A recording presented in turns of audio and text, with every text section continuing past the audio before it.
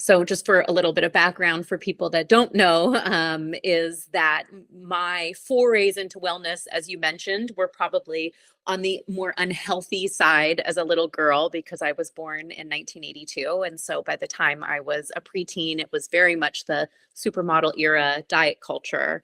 And my mom was a chronic dieter. And so my wellness experience was she actually sold for Herbalife. I don't know if you remember Herbalife, but it was like Herbalife was supplements and meal replacements.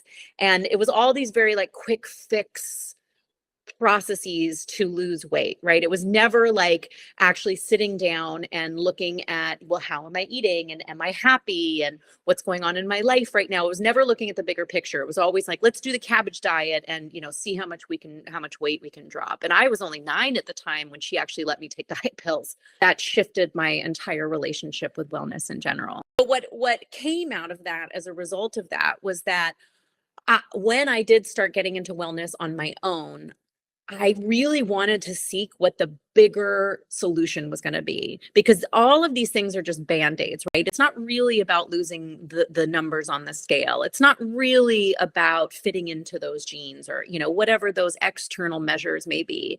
There's a much more internal drive that we have inside of us. It's an intrinsic motivation that we have that I wanted to start seeking. And that's what I started to look into more for myself was I was like, well, I can move to try to lose weight or I can move to celebrate my body.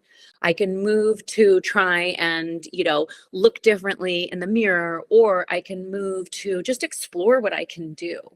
And it was really changing how I was approaching wellness that shifted my entire relationship with wellness in general. So by the time I got into yoga, it was really like it was a landing place for me of kindness as opposed to like another place to just try to fix everything. It was the first place where I was like, oh my goodness, like let's go in, let's find the answers by getting quiet.